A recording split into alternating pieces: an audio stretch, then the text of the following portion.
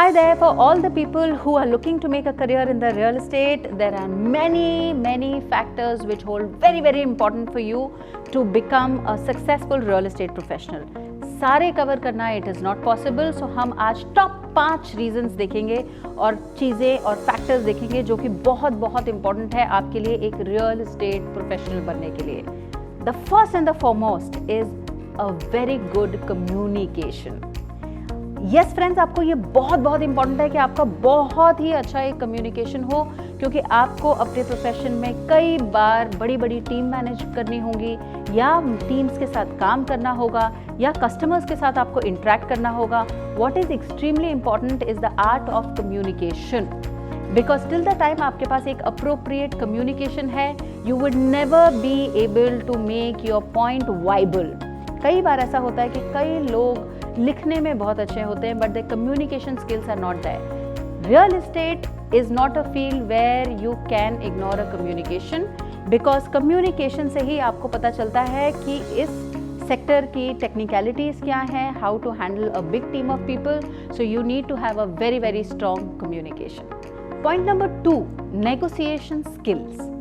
ये बहुत ज़रूरी नहीं है कि आप बहुत ही अच्छे अकाउंटेंसी में या कोई मैथमेटिक्स में हो, बट आपके लिए ये बहुत इम्पॉर्टेंट है कि आप अपने कंटेंट को समझें, आप अपने कॉन्टेक्स्ट को समझें, और आप एक बहुत बढ़िया नेगोशिएटर हो. बिकॉज बहुत सी बार आपको कस्टमर टेबल पे ये नेगोशिएशन स्किल यूज़ करनी पड़ेंगी without offending the customer.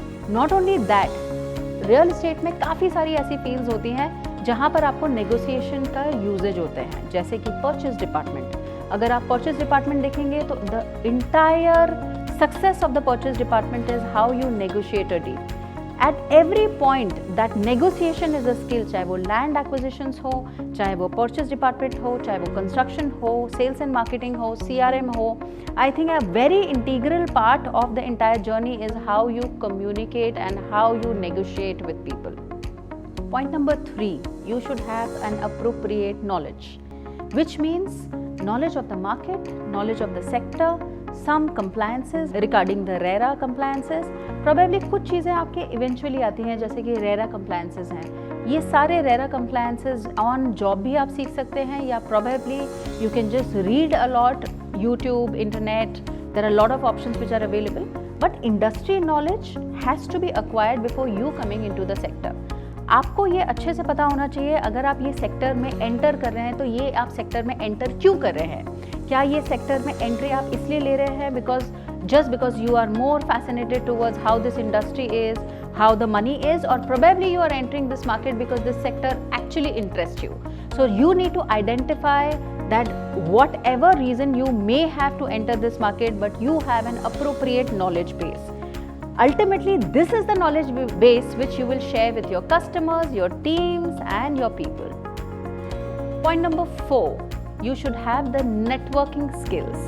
So if you are a person who does not want to mingle up with people, if you are a person जिसको शांति से office में काम करना बहुत अच्छा लगता है बिना कोई नेटवर्किंग किए, then real estate, I'm sorry my friends, but is not the field for you. Real estate requires that kind of a networking with people. It requires you to be हल्का सा, थोड़ा सा रिक्वायरमेंट है कि आप एक्स्ट्रावर्ड हो, थोड़ा सा आपका नेटवर्किंग 1%. हम नेटवर्किंग किसको बोलते हैं? हम नेटवर्किंग बहुत सिंपल फिनोमिना है, जहाँ पर आप एक पर्सन से मिले, एक पर्सन से आपने बातें शेयर की, उन्होंने आपको लिंकेज करवाई कोई थर्ड पर्सन से, थर्ड पर्सन ने फोर्थ पर्सन से, and then you are maintaining those relationship for future. That's known as networking. You should have the art and ability of making your own connect and relationship for your own benefit as well as for the benefit of the person, and you have the art of collaborating together to make higher success in life. And last but not the least, the 5th point is you should have an appropriate grooming standards.